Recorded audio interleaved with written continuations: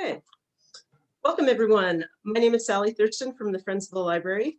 One nice thing about Zoom and the pandemic is that even if the library is closed, we can still have events. So I hope everyone made it through the storm okay and you got all your shoveling done and you're safe and warm. I wanted to mention we have a few programs coming up this month. On February 10th, we have a celebration of the life and work of Elizabeth Bishop. We have two Pulitzer Prize winning authors speaking about her poetry and her life.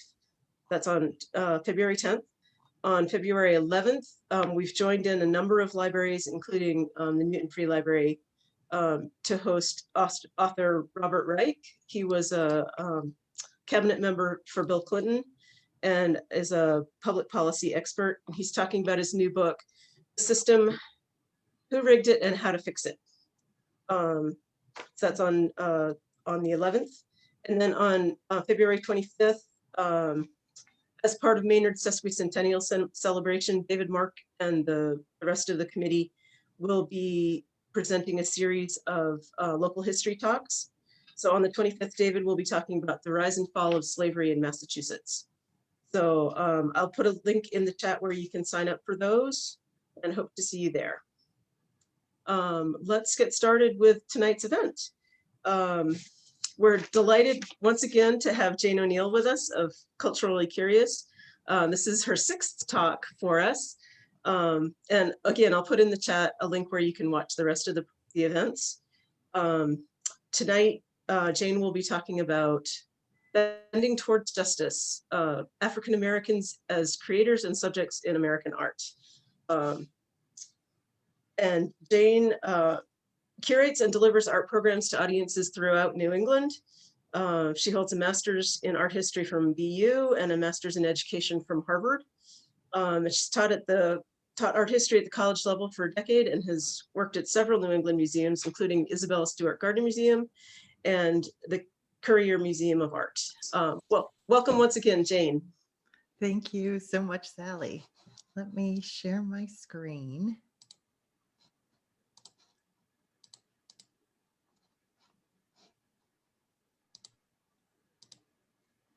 All right. Good evening, everyone. I'm so happy you've joined us tonight because this should be a really sort of interesting and enlightening way to spend the evening, particularly in light of so many of the conversations that we're having with our friends and our family, particularly over the past year or so. So just a quick preamble. I've always been really interested and passionate about African American history. When I was an undergraduate, I actually wrote my thesis on African American printmakers from the 1930s and 40s. So it's been a scholarly interest of mine that sort of aligned with a passion for social justice as well. So I'm very, very honored to be able to share this material with you tonight. So let's dive right in. And I wanted to just start with providing a little bit of background and clarity. Oh, and of course, we will be talking about this image a little bit further along, but a little bit of background and clarity, of course, on the quotation that is part of tonight's program.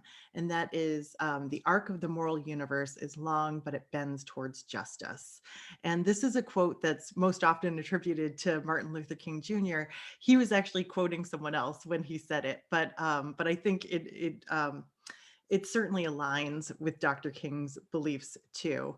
But it's essentially a meditation on struggle and how frustratingly slow sometimes progress can be.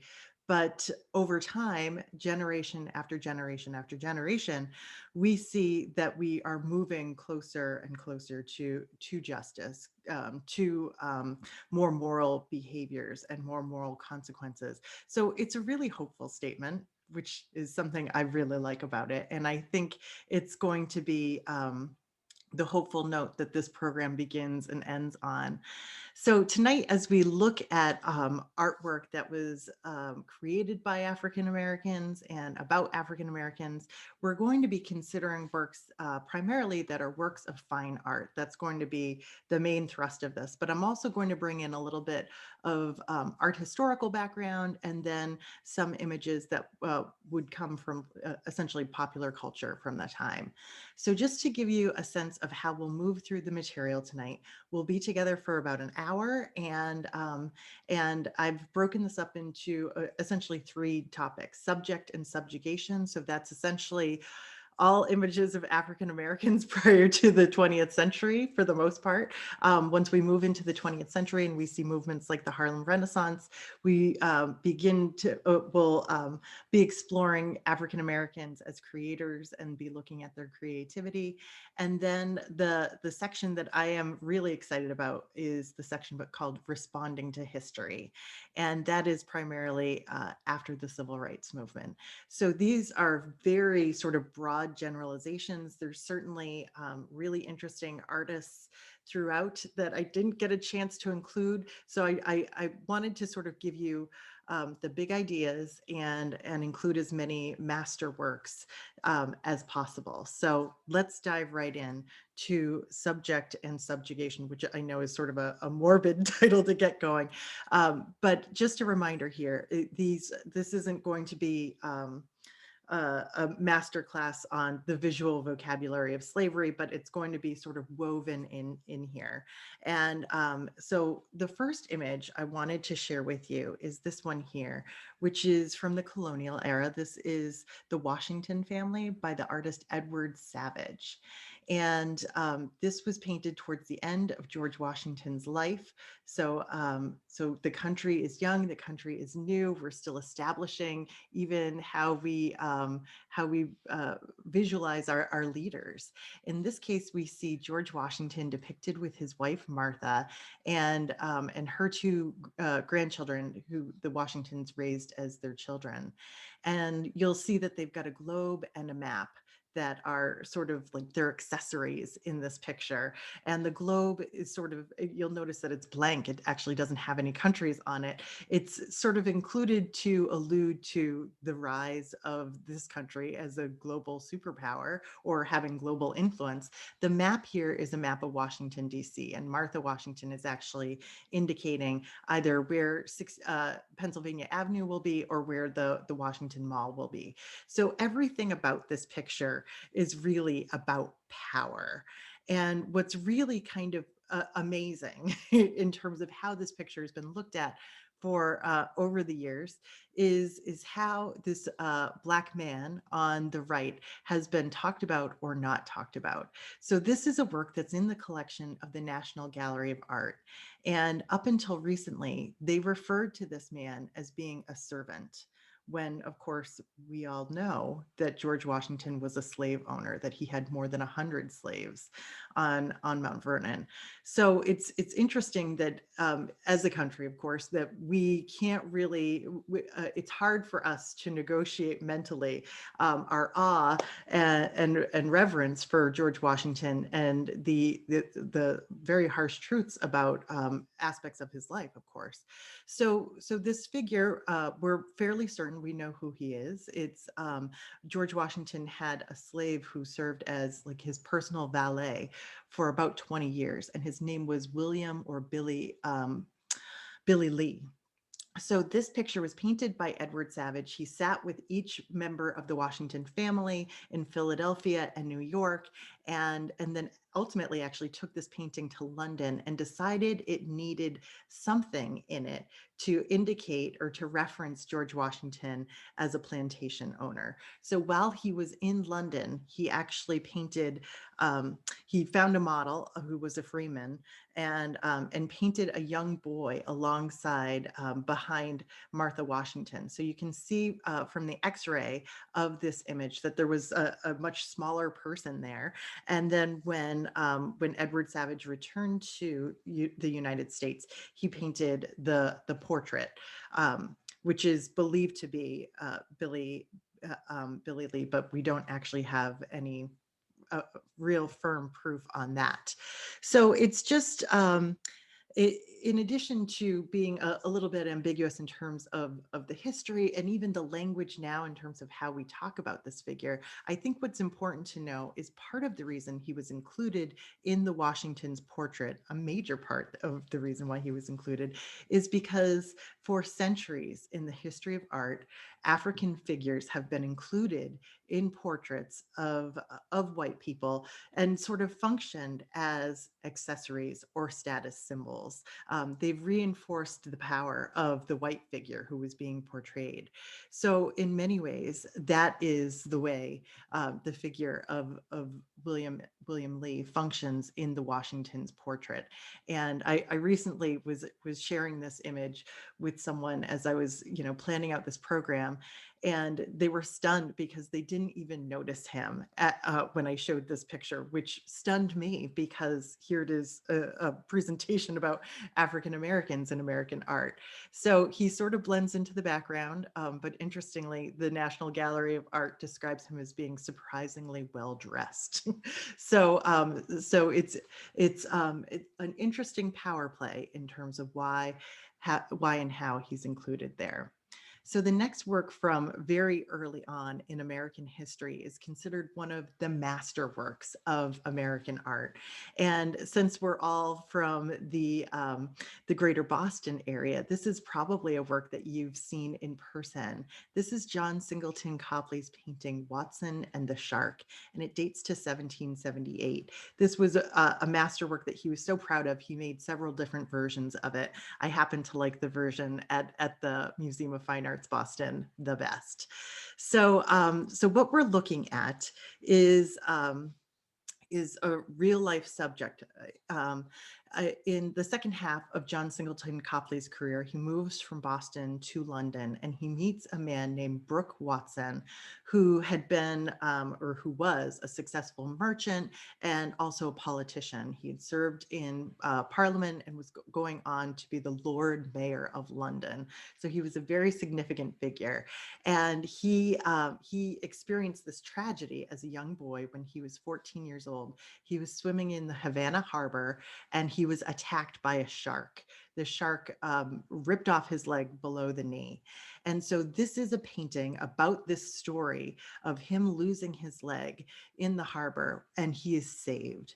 And so sort of the focus of this picture is not just the attack, but the salvation. So you can read all sorts of religious overtones into this picture.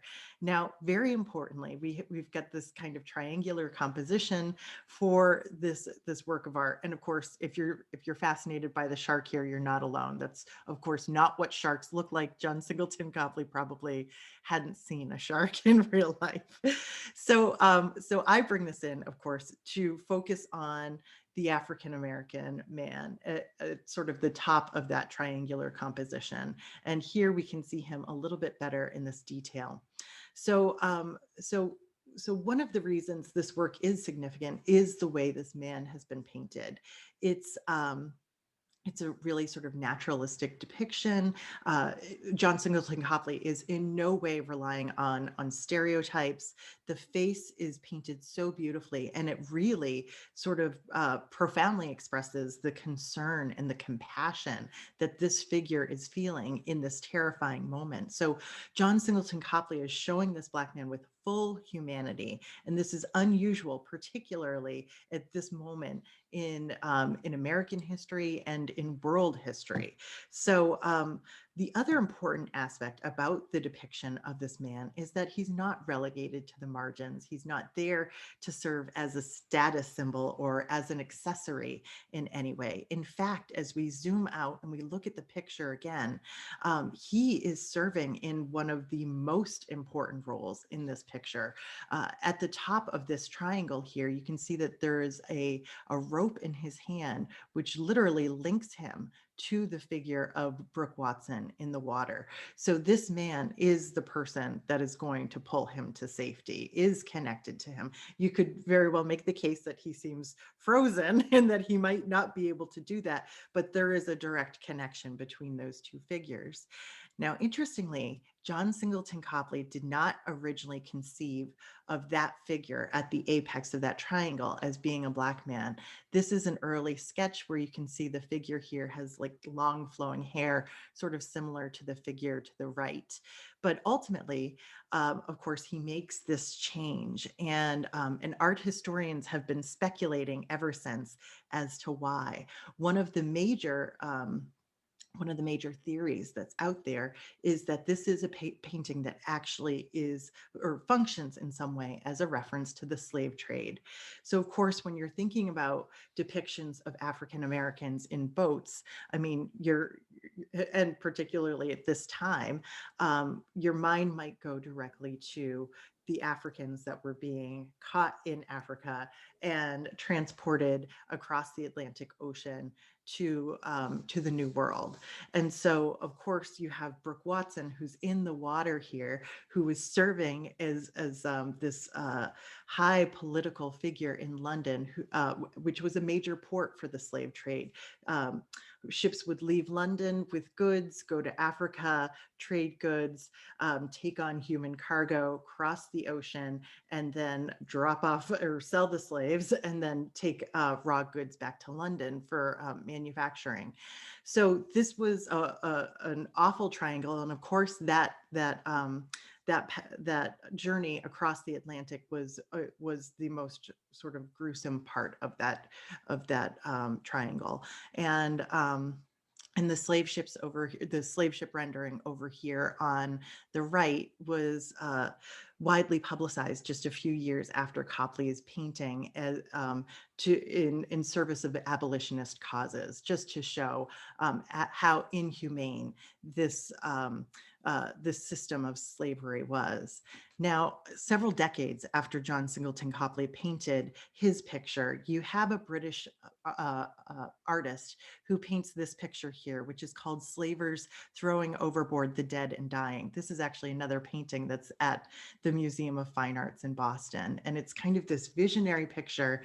And it's a reference to the brutality of the slave trade, particularly that section from Africa to the New World, known as the Middle Passage. And in this case, there's a typhoon coming, and the slavers have thrown over the sick and the dying into the water to drown in the middle of the Atlantic. So I'll just zoom in here so you can see their shackled hands and feet that are still sort of struggling to float. But we can also see that there are these giant sort of horrific looking fish and sharks that are sort of coming in for a feeding frenzy. So it wasn't unusual to hear these kinds of stories about the slave trade, even while John Singleton Copley was painting this picture of Watson and the shark. So you could very well make the case that this triangle composition that he has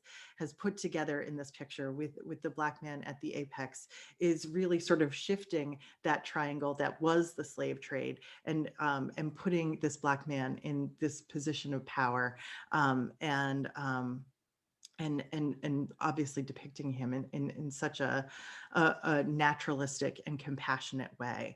So we have no way of knowing what Copley's ultimate intentions were, but we certainly know sort of where the history of African Americans sort of takes us as we sort of anchor to the mainland, so to speak. So the next image that I wanted to show you is certainly not considered a masterwork in terms of American art. It's a really sort of idiosyncratic work, but I think it gives us a little bit of insight into some of the darker parts of slavery, and in a sort of interesting peek at the world of art as well. What we're looking at is an undated and unsigned portrait of a white man that we see over here on the left. And we don't know much about him. Experts sort of roughly date this to about 1815, 1825. And interestingly, on the back of this picture, you have the image on the right. So you can see that an artist rotated the picture and then painted on the back. And we see two images of white men abusing Black people. On the left, we see sort of a sexual advance or sexual abuse happening, and then sort of corporal punishment happening alongside that, with a really sort of angry man here with kind of a furrowed brow. And then it with this title that sort of turns your stomach, we have this labeled Virginian Luxuries. And the fact that it's painted on the back of another picture, it leads us to wonder exactly why. Was this sort of a secret that, or like a delightful secret that a slave owner would have and share with the right person? Or was this somebody who had disdain for these luxuries and was trying to show just how again horrific the systems of slavery were? We don't actually know, but it's an interesting piece that sort of leads us into to how artists in America were dealing with the subject of slavery and their depictions of African Americans. So the next artist that I wanted to introduce you to is an artist who was based out of Long Island, New York, and his name is William Sidney Mount, and he was working primarily in I would say from about 1830 to right up to the Civil War. Around at this time in New York, slavery was abolished. And very interestingly, William Sidney Mount favored slavery. He was not an abolitionist. But as a genre painter and the first real native born genre painter in America, he really sort of sought out opportunities and frequently depicted Black people in his paintings. This painting here is called Farmer's Nooning. It dates to 1836, and this was really celebrated at the time that he painted it, again, for a seemingly compassionate, naturalistic depiction of an African American man that didn't rely on negative stereotypes. And I can't stress enough how negative the stereotypes were that were a part of popular culture at the time. And this being fine art, it seemed very separate from that. So of course, what we're looking at here is a group of farmers that are taking a break, getting out of the noonday heat. At least several of them in the foreground are. But you'll notice that this figure over here on the left is still working, even though it's sort of a lunch hour, time to relax. Other people are lying down. He is still sharpening the blade of a scythe here, or scythe. And then we have again this sort of beautiful triangular composition. It's like triangle within triangle within triangle over here, of this Black man who is resting, perhaps sleeping, on this stack of hay. And he is the focus of this picture. He's in light. The figures in the foreground are in shadow, and he's in this kind of luxurious pose. And he's also the butt of a joke. There's a small child here who's tickling his ear with a piece of straw. And so even though this was celebrated at the time that it was created, it has these connections back to the history of art that are fairly problematic. The image that I have on the right over here is known as the Barberini faun. It's a late ancient Greek sculpture of a sleeping, presumably drunk faun. And obviously it's an erotic sculpture too. And an image like this would have been really sort of emblematic of the times, because it focused on this sort of unconscious sleep. And when you're focusing on unconscious sleep or drunken sleep and dreams and that sort of thing, you're not focusing on rational thought. So there's a disconnect, I would say, with the Barberini faun and even the Black man depicted in Farmer's Nooning with rational thought. And furthermore, there's the implication of laziness or drunkenness, and of course the artist has placed this big jug right here alongside the figure. And then the final sort of insult to injury here that I would say is that that this full-grown man is sort of the butt of a joke that is that is the child tickling him.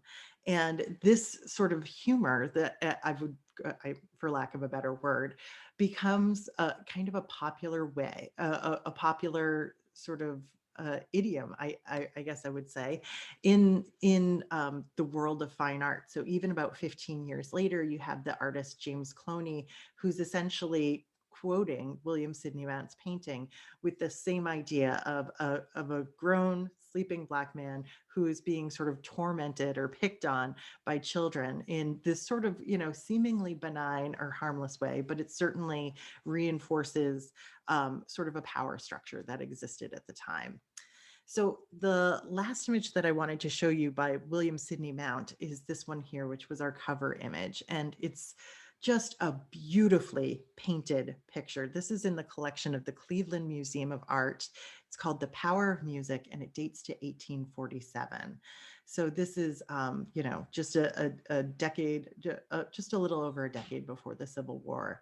And so what we have here again is another picture that is very subtly reinforcing power structures that existed in New York State at the time.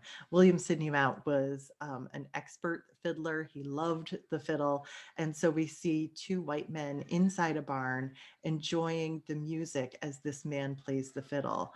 And, there's these kind of kind smiles on their faces, or this one is seemingly lost in thought. And then just outside of that space, but fully separated from these other figures, is a Black man who seems to certainly be lower socioeconomic status. You'll notice his clothes are covered in patchwork. There's, again, another jug here, which might be sort of a disparaging detail to include.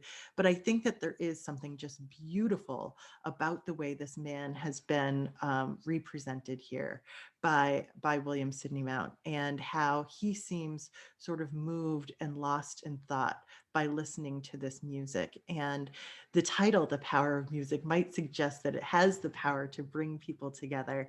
But it's, sadly, William Sidney Mount has reinforced their differences and reinforced this structure of power that exists between these figures. So interesting and really sort of subtle and nuanced ways that that power has been uh, suggested in many of these paintings. So the next artist I wanted to introduce you to is another genre painter who's working right around the time of the Civil War. And he was another genre painter who was really interested in African Americans as a subject matter, but he was another white artist. Virtually all of the artwork that I'm presenting from the 19th century is painted by white artists. So the image that I have here is known as Negro Life in the South from 1859. It's also been called Old Kentucky Home. It was represented in a journal once with that, and the title of the article was Old Kentucky Home. So this is just before the Civil War, and what's amazing about this picture is that it has been read in wildly different ways by critics over the years. Some critics have said that this is a picture of happy slaves and that it is essentially an image that supports the institution of slavery. And then other critics have looked with a very careful eye and pointed to several details here that might indicate that the artist here is critical of slavery and is in fact showing us all of that through these subtle details. So I wanted to share just a few of those details with you. What we're looking at here is the home of Black slaves in Washington, D.C., just before the Civil War, as I said.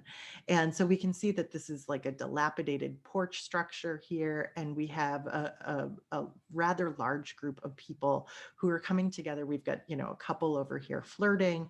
We've got a man down here playing a banjo, a woman dancing with a child, other figures who are listening, and then interestingly, a white woman who's sort of entering the scene over here.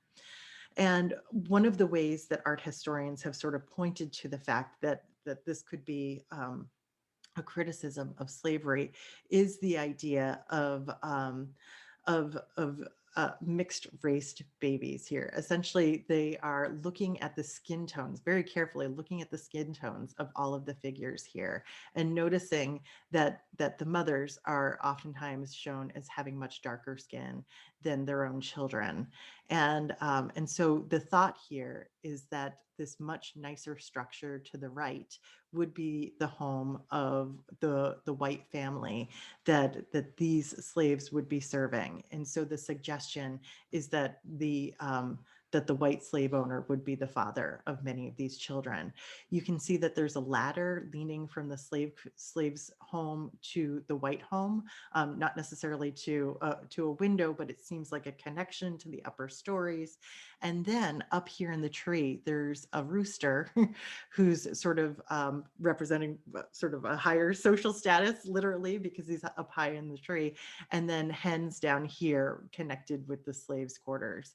So very sort of subtle imagery here, but perhaps a criticism on those luxuries that we saw going back to the Virginian luxuries picture from the early part of the 1800s. So one more Eastman Johnson image that I would like to share with you. This one is in the collection of the Brooklyn Museum in Brooklyn. And this one is called A Ride for Liberty, The Fugitive Slaves. It's painted in 1862. It's such a striking image. What we see here is an escape, sort of a pre-dawn escape of a family of four on horseback who is fleeing the South across a Civil War battlefield.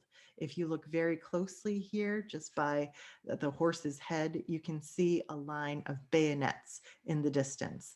So they're literally just trying to cross lines here for their own safety, for their liberty, for their security. And it's painted in such an extraordinary way. It sort of makes your heart leap, and it's beautiful, and you get all of the drama and the danger that would come with making such a journey. And I did say family of four before. There's a child pressed to this woman's breast as she looks backward from where they came. So it's another picture where we have the subjects as African Americans painted in a way that I think is really compelling to any audience that's looking at this.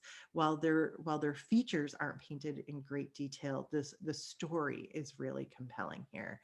And I want to just contrast this very briefly with sort of the predominant way that runaway slaves were depicted and written about at this point in our country's history.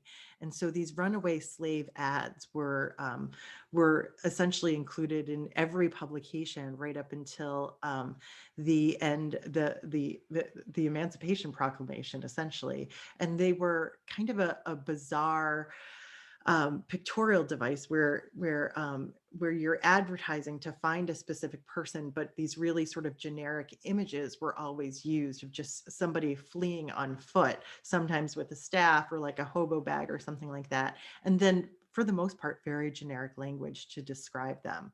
So it was looking at something like Eastman Johnson's painting. We can see that there's a huge leap here, and a leap away from what was kind of flooding people in terms of mass media, or what accounted for mass media at the time. So moving just past the Civil War, we have this image here, and this is known as the Freedmen's Memorial. This is in Washington, D.C., in Lincoln Park. It dates to 1876, and it's called the Freedmen's Memorial because this was a sculpture dedicated to Abraham Lincoln, honoring the Emancipation Proclamation and Abraham Lincoln himself as the great emancipator. And it was paid for entirely by slaves that had been freed by the Emancipation Proclamation.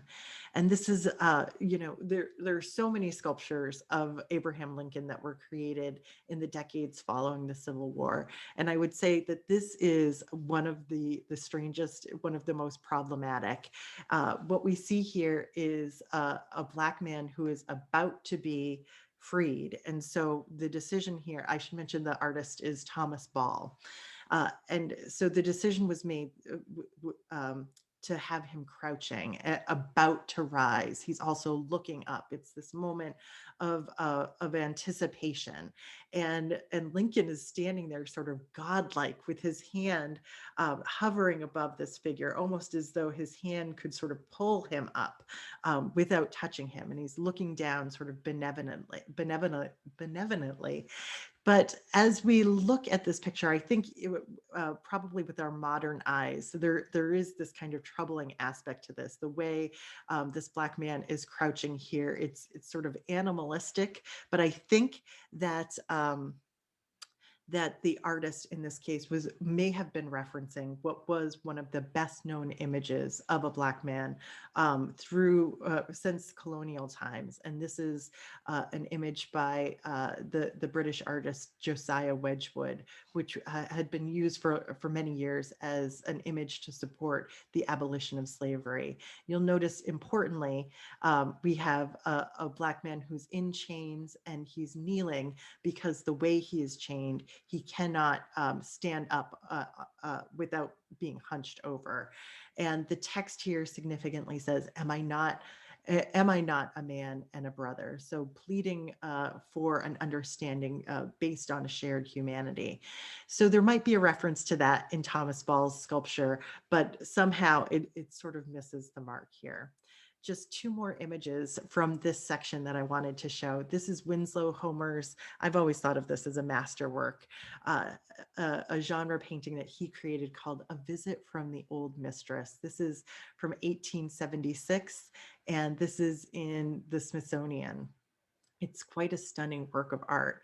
And so, of course, what we're looking at here is a woman who had been a slave owner, a white woman who had been a slave owner, who now has presumably freed people who have been freed from slavery, who are still living nearby, or potentially even in the same quarters where they lived as slaves. And it looks as though she has entered their space, and from the looks on their faces, she is not welcome. This woman, even over here on the left, doesn't stand, doesn't rise to greet her, which I'm sure is something that would have been enforced just a decade or so before. And there's this sort of tense exchange of glances where I think each party is struggling to sort of understand what the future of these relationships will look like. And Winslow Homer does not provide any sort of bridge for these women to communicate, or for us as viewers to feel at ease about what this future looks like. It's sort of a troubling sign of the times in many ways. The last image that we're going to look at, which is a bridge for us, is the first image from this section that is painted by an African-American artist. And the artist Henry Osawa Tanner was the first sort of Black celebrity artist in the United States, very successful, and certainly not the first Black artist, but he made money and a career off of being an artist in America prior to the 20th century. So that is something to me that's remarkable and to be celebrated. This is one of his most famous works, which is called The Banjo Lesson. It dates to 1893. And what we see here is a grandfather and a young boy sitting together. The boy's practically on his lap, and there's a music lesson in process. You can see that the boy is holding the banjo and sort of practicing the fingering of the strings here. And the grandfather is sort of looking thoughtfully and listening carefully, and also even supporting the weight of the instrument. We can see that their surroundings are not that that uh, that they are sort of rather austere surroundings, that you don't get the sense that this family is living with any modicum of wealth, but there is sort of the wealth of their experience in terms of sharing this knowledge from one generation to the next. And I just want to end this section by emphasizing how different this image is compared to the kinds of images that were mass produced in the 19th century and before that. So more often than not, you would see African Americans depicted playing the banjo. It was something that they were considered a natural ability that African Americans had, and they were depicted in a way that uh, relied on very negative racial stereotypes. It exaggerated physiognomy, and in essence was just really sort of a gruesome way to depict figures to reinforce the social hierarchy that existed. And when we have an African American artist who's painting this story, we can see that the story completely changes and that the humanity is imbued in the narrative and in the figures themselves. So let's turn our attention to the 20th century and see as African Americans become more financially stable and able and are able to participate more fully in American life, what that looks like in terms of artistic contribution. So we're going to sort of launch off with the Harlem Renaissance. And the Harlem Renaissance essentially roughly came about in the 1920s. As a result of African Americans, having access to arts education, and for the most part, it was a literary movement, but all these other things were tied into it: dance and the visual arts, and we begin to see African Americans able to depict their own sort of dignified existence. So the artist that we're looking here at here for both of these works is an artist named Archibald Motley, and he had received formal training as an artist. His earlier work here is on the left. It's a painting of his grandmother from 1924. She's mending socks here. I always thought that this is just such a gorgeous image. I love the way he's painted her. She seems like such a respectable figure. She seems like someone's grandmother. And amazingly, she is depicted here with a portrait of the woman who she served 60 years prior, when she was a slave prior to her freedom. So there's a lot of history in a picture like that.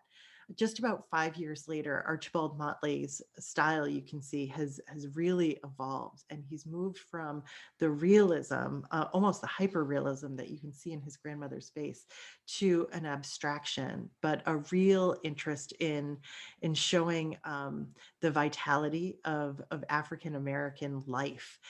This was actually probably painted in Paris, where there was a little bit more integration at the time. But Archibald Motley is showing us music, he's showing us dance, he's showing us freedom, essentially. And it's an incredible sort of snippet of life that had not been depicted in this way prior to the 20th century. So other artists that came in the decades following the Harlem Renaissance are artists like William H. Johnson. I have such a soft spot for his work. There's just something about it that is so visually striking, and just his color choices and his compositions are fantastic. These two works are in the Smithsonian. It's Jitterbug 2 and Jitterbug 3, which is on the right. And so his oftentimes in his work, he focused on music and dance as well. I sort of feel like this is a sort of the more abstracted companion to the work that we just saw by Archibald Motley. But we get this sense of rhythm even with these works. We get the sense of like the really dramatic movement and figures being dipped and spun around. This is sort of the precursor to the swing era and sort of a remnant from the jazz age. So Archibald Motley is obviously working with very abstracted figures here, and he had lived abroad for many years. When he came back to the United States in the 1940s, he became really interested in creating works that spoke to the African American experience and African American history. So this is his depiction of Harriet Tubman from 1945. And this is also in the Smithsonian Institute. So we see her here as the young woman who is leading slaves to freedom, uh, and alongside her gun. Oftentimes we don't see heroic women depicted with arms in the history of American art. This is a later portrait of her, probably closer to her likeness in photographs. And then we see this kind of desolate landscape and the sun and the moon and the stars, which would have guided her on this very long journey, and across a landscape that was often harsh and unforgiving.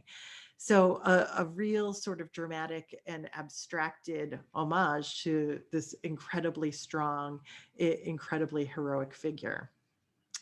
One other artist who is working around this time is an artist named Aaron Douglas, and he was commissioned to do a series of murals at the 135th Street New York Public Library. And the result was this panel was one of these four murals.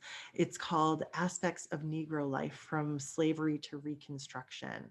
And what Aaron Douglas is doing here is he's taking sort of this visual vocabulary from West African art, and he's integrating it into, or using it as a vehicle for storytelling and telling the story of African Americans since they had arrived to this moment in present day where they're thriving more than ever before.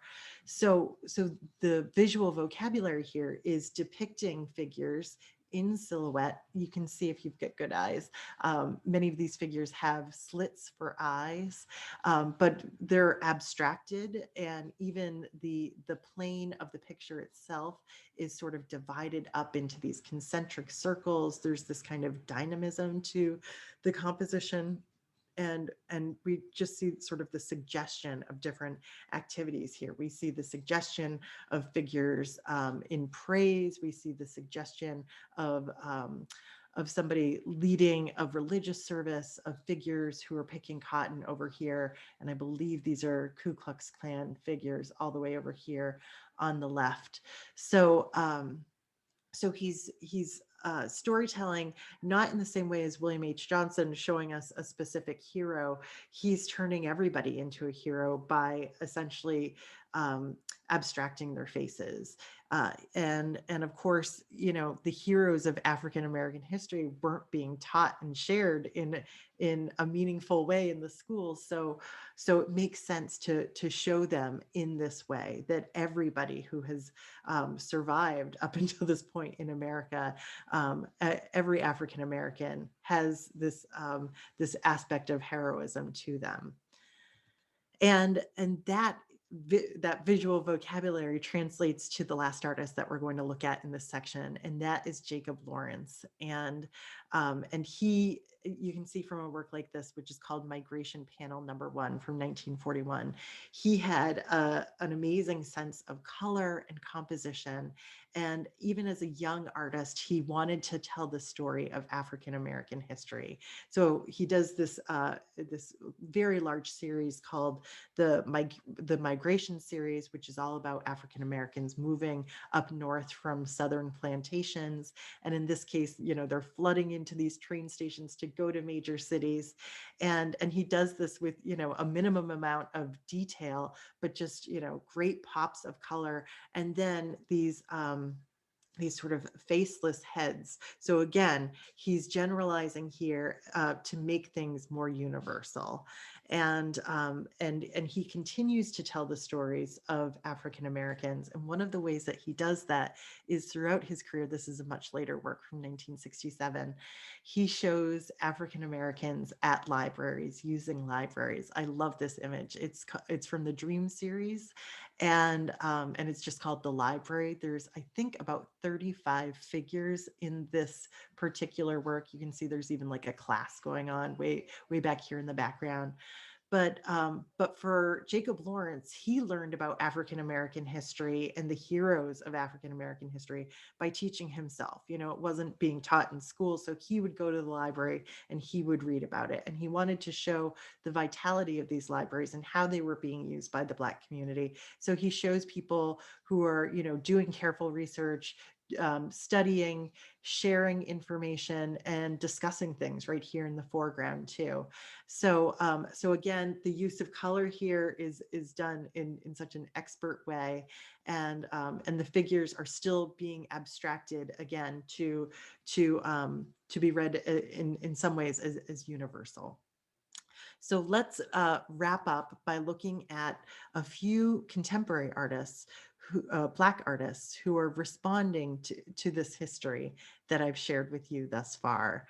So we're moving on, sort of beginning with the civil rights movement and up to present day. And the first artist I wanted to share with you is the African American photojournalist Ernest Withers. And this is his incredible photograph from the sanitation workers' strike in 1968. My mind goes back to this photograph constantly. It's such a powerful photograph because we have these sanitation workers who were striking not only for a fair wage, but for basic safety in terms of working conditions. And so you have this row of men with sort of a crowd even standing behind them, but they all have these placards that read "I am a man." So their faces and the accompanying text here have such an incredible impact on the viewer. And of course, this was the protest that drew Martin Luther King to Memphis, and ultimately, sadly, to his demise as he was assassinated while he was there, just a day after giving that "I've been to the mountaintop" speech that he gave. So just that language, "I am a man," is so powerful. And even now it's connecting back, even in the modern era, it's connecting back to the basic appeal to humanity that started off the abolitionist movement with "Am I not a man and a brother?" which is so powerful. But of course, we've moved away from showing men shackled and on their knees to standing up and are actively agitating for a change of their circumstance. So the next artist I wanted to show you is another artist who deals with language in his works, and he's an artist. His name is Glenn Ligon, and he created a lot of really remarkable works in the early 1990s. So this is one image from a series that he did called Runaways. This is from 1993. And this is what he would call a self-portrait. So it's a description of him as a Black man. But of course, the entire composition here is inspired by and sort of borrowed from those runaway slave ads that I had showed before, from more than a century before. The really generalized visual and the somewhat generalized language that goes along with it, which doesn't really tell you anything about the person who would run away, but gives sort of a loose description. So Glenn Ligon reflects back on that and sort of turns it around and points to sort of the ridiculousness of it and also the inhumanity of it with his work called The Runaways. One other Glenn Ligon work I wanted to share with you, which is sort of near and dear to my heart because it's right here in my hometown at the Currier Museum of Art. And this is called Invisible Man from 1991. And what Glenn Ligon has done with this work is, well, it's another work that's about text and image.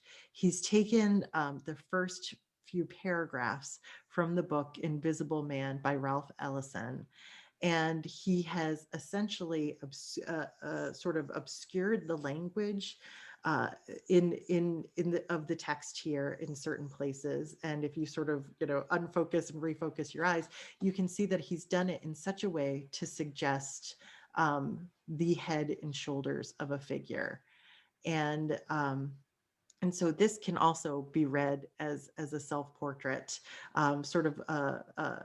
Many of his self-portraits have the back of his head, but it almost functions like a mugshot where you see frontal and profile over here.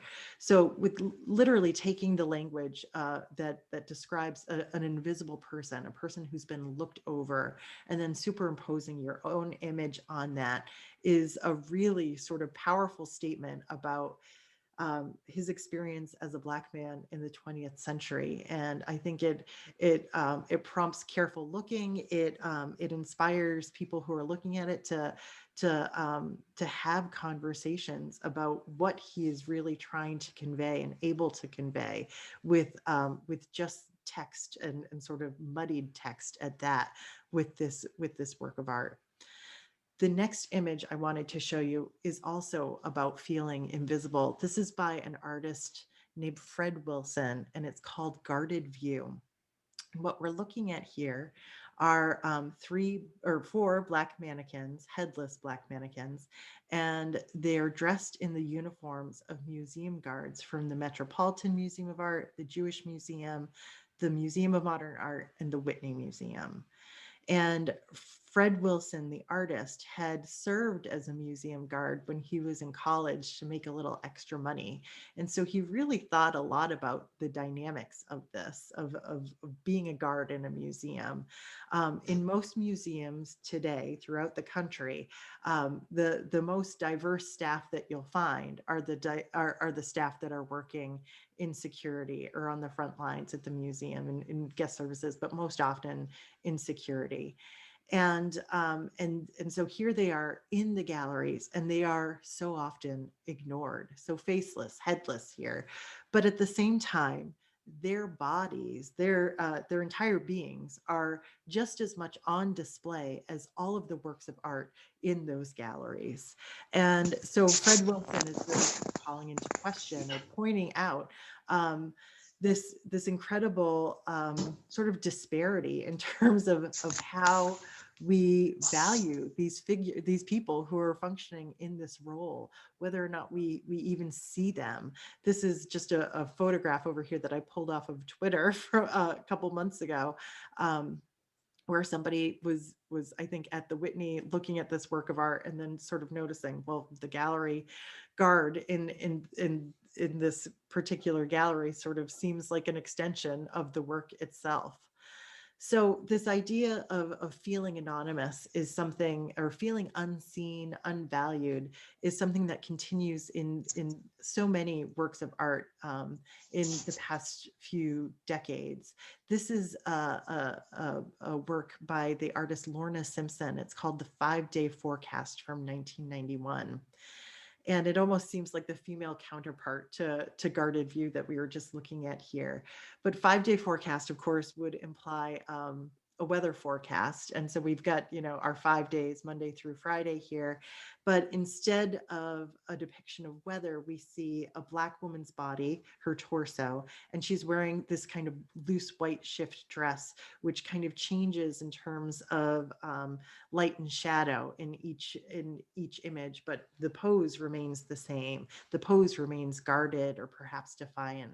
And then there's this text at the bottom: misdescription, misinformation, misidentify, misdiagnose. So the play on words here is this idea of miss, that she's the miss that is being addressed here, and that she is constantly misunderstood on some really sort of fundamental level here. And so her 5-day forecast is understanding that no matter the day, it's going to be the same sort of experience. It's I think it's a really, really smart way to convey those particular feelings. So one other female artist I wanted to share work with is the artist Kara Walker, who is the recipient of a MacArthur Genius Grant Award, and is probably best known for the kinds of images that you see here. And these are oftentimes really large installations that would take up 20, 30, 50 feet of a gallery wall. This particular work is called The Slaughter of the Innocents. And this is a theme that she's been sort of revisiting for the better part of 2 decades in her career. So there's the religious subject matter here, but what we're looking at very much relates to the history of African Americans, particularly prior to the Civil War, when as slaves. And she is using this mode of representation, the silhouette, which we oftentimes associate with, sort of upper class portraiture, a profile silhouette portrait, but instead she's using it with these kind of exaggerated and grotesque depictions of African American forms that relate back to the sort of images that would have flooded popular culture in the 1800s. And she's using those images to convey or to sort of underscore how and why the violence that was enacted upon Black people at that time, how it could have happened. So they're graphic, they're hard to look at, but they make a very strong and compelling point about what life was like for Black people in the 1900s. The next artist that we're going to look at is somebody who is very much focused on today and and picturing of Black people of today, but he uses the language of art history in order to celebrate them. So the artist that I'm featuring here is Kehinde Wiley, and the image on the right is his painting. Um, which is from 2005. He calls it Napoleon Leading an Army Over the Alps, and it's in the collection of the Brooklyn Museum of Art as well. And it's inspired by this painting from the 1800s by the French artist Jacques-Louis David. We've got Napoleon rearing up on horseback, the wind in his hair, it's whipping his cape around, and he looks heroic. He looks like a man of action. And Kehinde Wiley depicts most often Black men in this sort of historical garb, in this guise, in order to point out that it's very rare that we celebrate contemporary Black men in this same kind of way. He's giving them the opportunity to be celebrated, to be depicted as heroes. And so everything about these men is painted in a strikingly modern way. Right down to the bandana on his head, the camo, and the boots, but he's painted with all of the dignity and sort of afforded the kind of respect that that the artist and the viewer would have given Napoleon, 200 years earlier. And this is just a gallery view, just to give you a sense of the scale of this work in particular. You might have heard the name Kehinde Wiley because he did paint Barack Obama's. So you're putting all those buckets in the basement? So here we see the president. I was thinking of it, yeah. In this chair, looking very serious, very forthright. I mean, staring into our eyes. And Kehinde Wiley chose the flowers and the foliage all around him, which almost seems to be overtaking him. But there's yellow chrysanthemums, which reference his time in Chicago and law school. There's jasmine to reference his time in Hawaii and his childhood. And then there are African blue lilies to reference his father, who was Kenyan, and his connections back to Africa.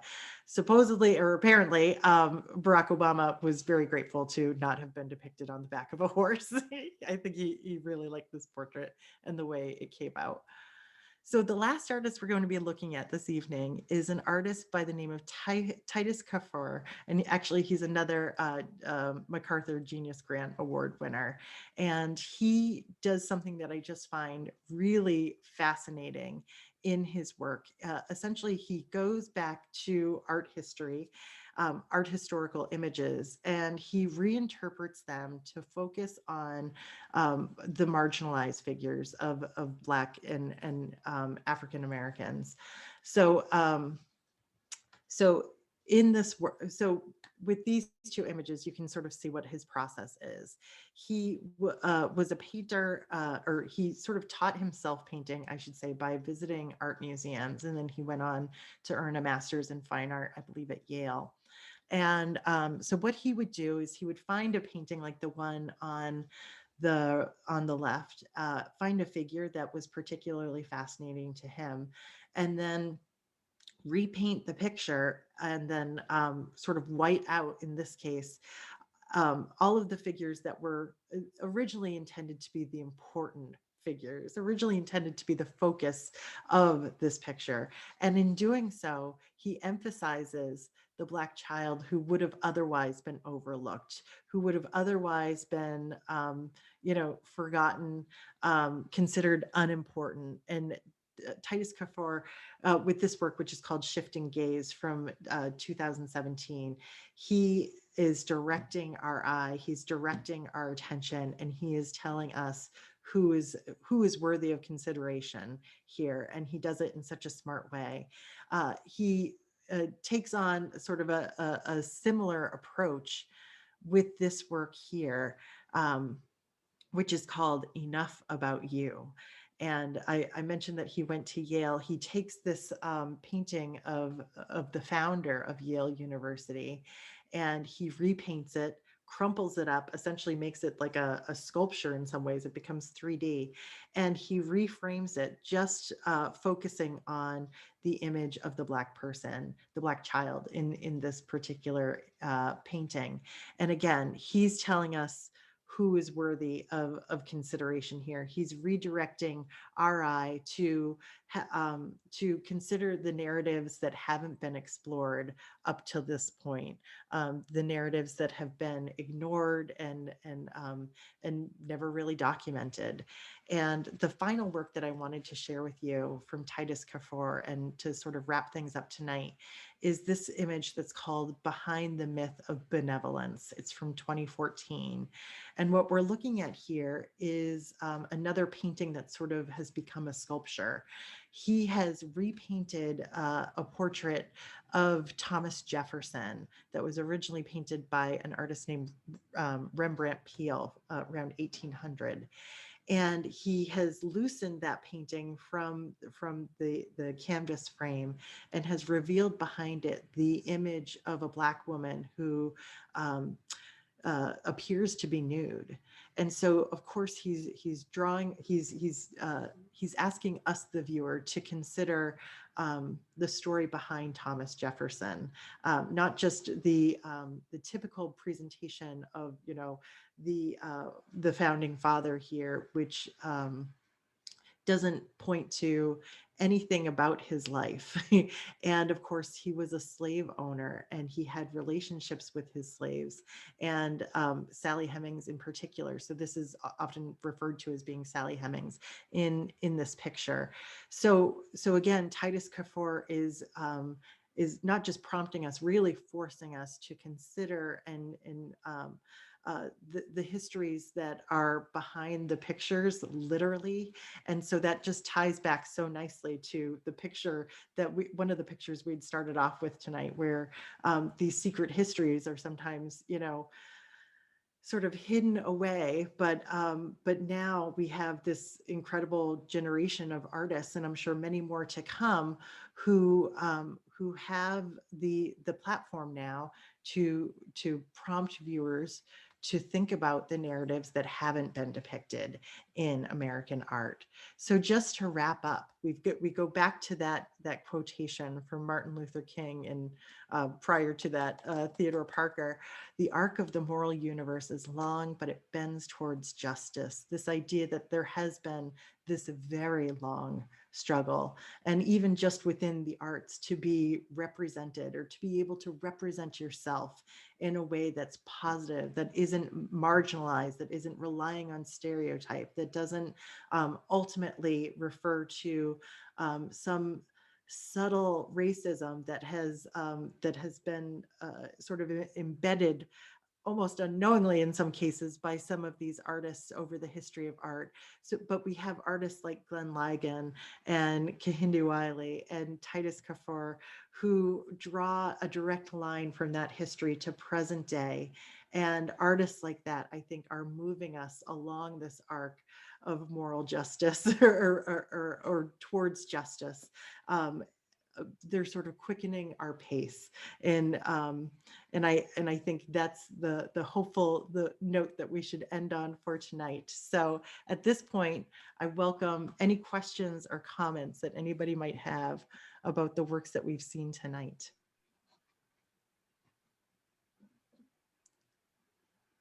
And I'll go to the chat right now too.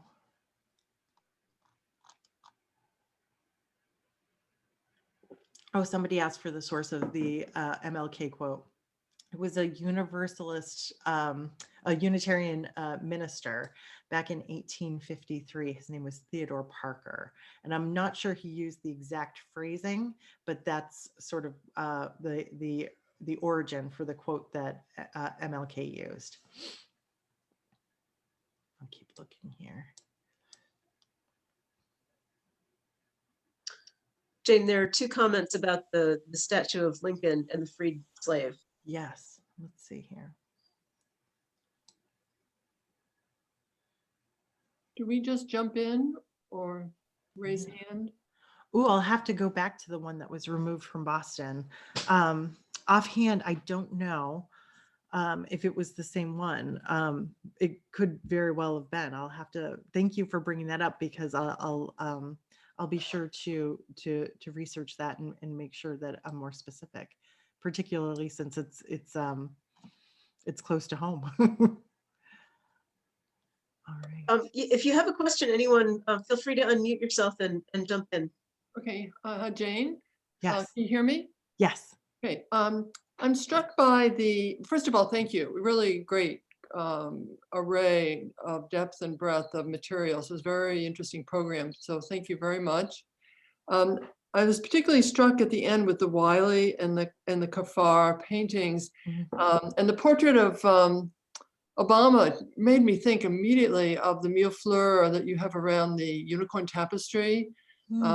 I think I wonder if that's a reference, but I was particularly interested in this drive to draw upon historical sources, the silhouette, the Napoleon painting, etc. Because I really feel like we're living in an ahistorical time. A lot of people are just ignorant of history.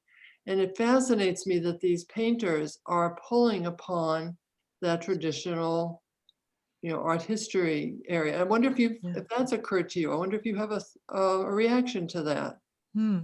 Well, I think, I mean, I don't want to speak for them, but my hunch is that it's a way to reflect upon back to probably a primarily white audience in many cases, just this history of how Black people have been represented, and these original ways for sort of twisting that to point out that history, and then to represent it in a way that honors who they are and their perspective now. But the choice to do that, I think it is so important to be mindful of these. I mean, these are like transgressions. This how this history functions, and I think if you're an artist and you're sort of steeped in this this history, it's I would imagine that it would be almost difficult to ignore it. So I mean, it's hard for me to step into their minds or to speak on their behalf, but my sense is that the history is there, and Black people are a part of it, and they didn't have a say, and now there's a platform, and people are listening, and people are looking, and so why not respond to that history? Right. Great. Thank you. And there's a question from Linda. How do artists like Basquiat and other street artists fit into your themes? That's a really good question. And I actually really wanted to include Basquiat, but I ran out of time and he didn't sort of neatly fit into my theme for tonight. And certainly not every artist does. But I'm not sure if if street artists or graffiti artists necessarily fit into the categories that I created tonight, because I'm not sure if they were generally speaking directly referencing history in the same way. But that's not to say that the work isn't really fascinating. And if honestly, if anybody can sort of draw a connection that I'm not making, please do, because I'm just speaking off the cuff right now. But I mean, I think that they were doing things, other really original things that were probably more in dialogue with the art world and what was happening in the art world contemporary to them. That's my hunch. I think, Jane, they were also referencing the taggers. Right. Oh, yeah, absolutely. So, which are pretty diverse group of artists. Yeah. And somebody like Basquiat sort of got to start doing just that, right? So yeah, I think that for the most part, somebody like Basquiat or graffiti artists are even the visuals that they're using a lot of the time are responding to exactly what was happening in art in that era in the 1980s and maybe a decade or two before. But I mean, I'll keep reflecting on that and see if there's a way I can draw another connection back to the past. But I think I'm glad that you raised it, because I think Basquiat is such an amazing artist, and I would love to include him in this and honor his work that way. Yeah, I'm looking here at Susan's comment. Why was the painting chosen to be X-rayed? Do you have a story with that? Oh, with Edward Savage? Yeah. That first Washington painting that we saw? Yes. I'm not quite sure why they X-rayed it. I will go back and double check that. I think that there was a lot of information about that work and not a lot of information about who the Black figure was. Because there's like detailed documentation and letters written, diaries written, what have you, about which of the Washington family members were painted and where they were painted. And then we know that that the Black figure was painted in London. So I'm not sure if it was specifically X-rayed to find out more about that figure, or perhaps if there were, if they were looking for other details in this work. I mean, it is sort of mysterious why the globe is blank and that sort of thing, if there had been other details there. But I'll try and go back and find that out. That's a really good question. I think that globe is a comment on the imperialist goals, the desire to expand. It's probably a reference to that. Is that a dead flower? Is that a flower, a mourning element in the middle of that picture? Is that a black flower suggest a mourning for something? That would have been General Washington's hat. Oh, his hat. Yeah. Sorry. But no, I mean, it's an interesting motif now that you point that out. It's a very straight, I mean, I never think of a general's hat as having a big flat floral motif on it. Can you go back to the piece after the Johnson piece that was after the jitterbug? Sure, the Harriet Tubman. Yes, I have two questions about that. One is, why are there two horizons? And then her dress looks like a flag. Yes, absolutely. With the blue, but instead without the stars, but a cross. I think there may be some reference there, but why the two more? What is? Yeah, I mean, I think perhaps because there's a star over here, maybe you could read one as the moon, but they definitely look like two suns. And I mean, I was just sort of thinking like they represent like, the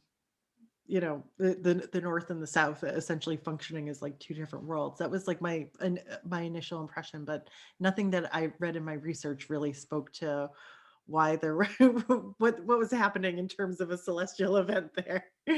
But it's a good thing to point out.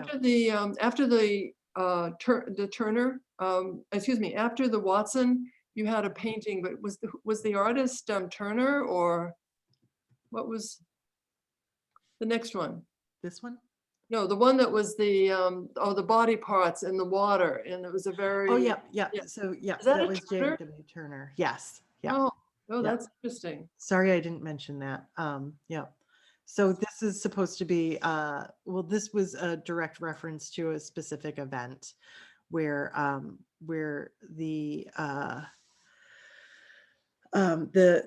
ship's crew threw over the dead and dying because there was a typhoon coming, and they thought if they had lost the dead and dying in the storm, then they would be able to get the insurance money for the slaves that they had lost. So it was just, I mean, as if the whole system of slavery wasn't cruel enough. It was a particularly horrible event, and Turner, you know, has this way of painting these like incredible landscapes, and I think his style just fits this story and telling the story so well. So yeah, but the foreground there is pretty disturbing stuff. I've seen many of his paintings that are the ships, but I was never aware of one that had this motif in the foreground, this comment on slavery. So it was really surprising. So thank you for showing that. Oh, absolutely. Yeah, great. All right. Oh, and somebody asked about farmers nooning and the pose like Angel Gabriel. Oh, that's interesting.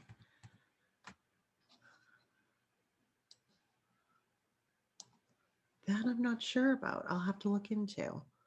To me, this is like the universal art historical reference to sleep. Having your arm up over your head shows that you're not dead. So it's definitely sort of a reference to art history in that way. But when I first saw it, I made the connection back to the Greek sculpture. But I'll look up some Angel Gabriels too to see if that fits. Okay, any other questions?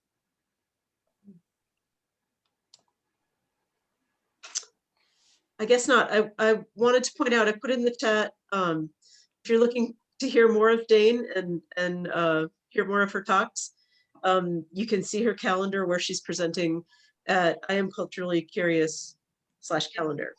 Yeah.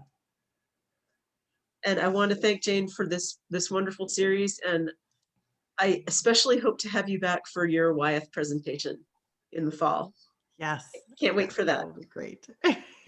Well, thanks so much for having me, Sally. And thank you everybody for joining us for tonight. I really appreciate it. We'll see you soon. Take care. Thank you, Jane.